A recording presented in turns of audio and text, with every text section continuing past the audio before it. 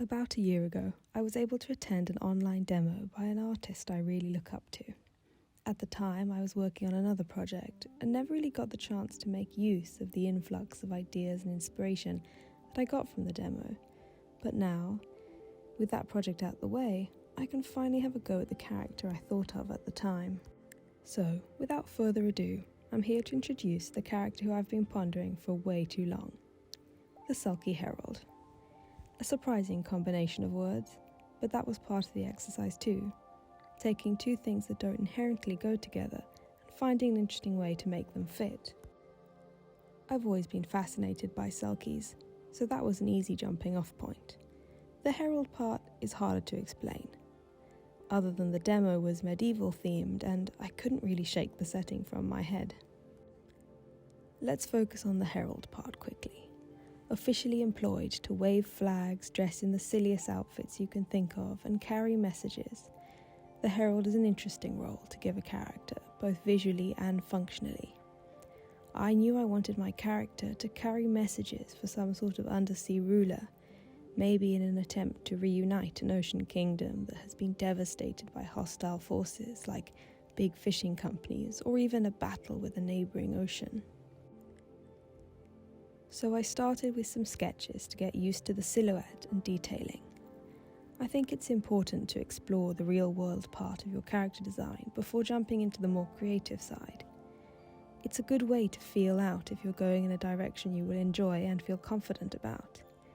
In this case, I felt right at home with the subject matter, but there have definitely been times where I had to rethink my ideas and go a different path. Aside from the clothing, I'm also keeping an eye on recurring props and shapes that I can use to help my audience connect my final design with its inspirations. These sketches are quick and loose, done to expand my visual library and give me focus.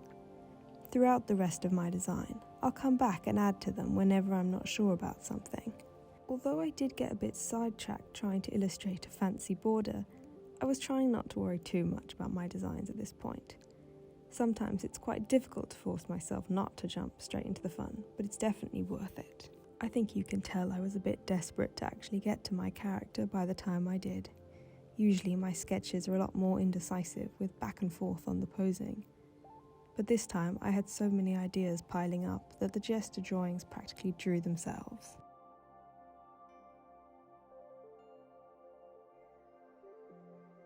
I tried not to go too crazy with the posing, as the main focus would be the actual designs at this point, but I did try to keep them dynamic and with a little personality. Hopefully I'll have time to do some splash art once I'm finished with the design, and that's when foreshortening and action poses can really have their time to shine.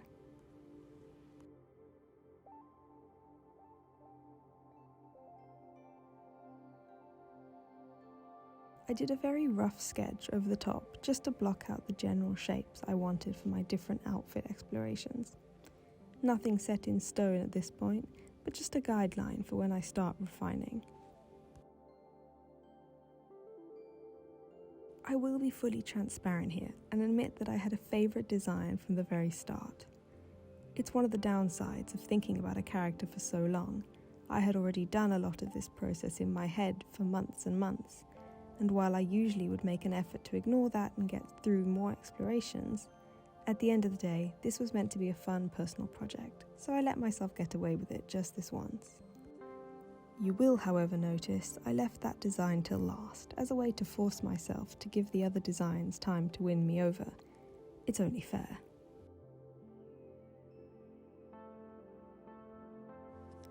The first design I worked on, which we will be calling the right design to avoid any confusion, is very pretty, but I don't think the herald part of the character comes through very strong. I think that might be the cape or the shape of the hat, but honestly I'm not sure. Either way, I'm still happy with it. I like the bigger eyes and how warm the clothes look. I also think I did a very nice job with the footwear in this design. The Selkie elements are definitely present in the clothing. The tail shape slipping over the main skirt, whiskers in the hair, and kelp feather in the hat are details I find really fun. And I think if I wasn't trying to design a herald at the same time, this would most likely be my favourite. I referenced a bit of old Scottish clothing for the cape design, and although it's not exactly what I wanted, I definitely learned a lot about what I should and shouldn't carry through to the final.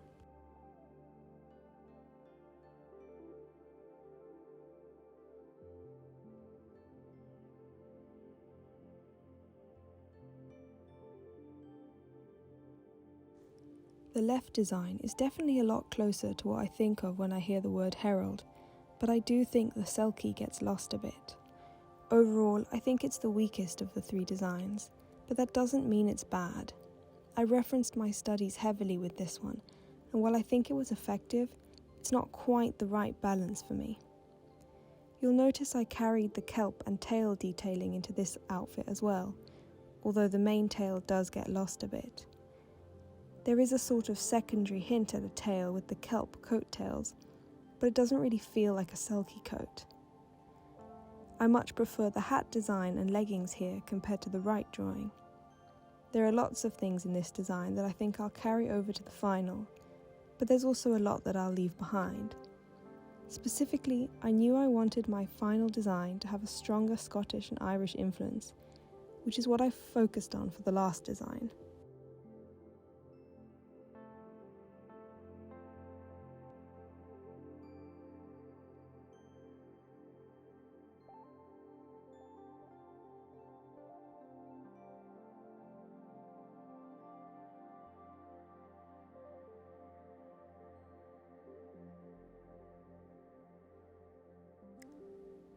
Now this is the design that had been mulling around in my head from the very start.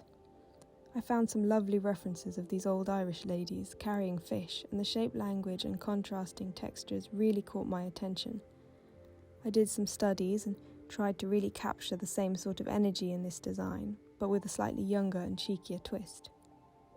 It seems a lot simpler at first glance, but complexity isn't always a recipe for success. While the other designs are full of things to marvel at, this design has a much clearer focal point. The eye gets drawn to the herald's face rather than getting lost in the patterns on the skirt. I'm not quite happy with the patterning, but I'll tackle that in the next illustration, along with some other things like hair and shoes. I can't really explain it properly, and I'd be curious to hear what you think, but something about this design really clicks for me.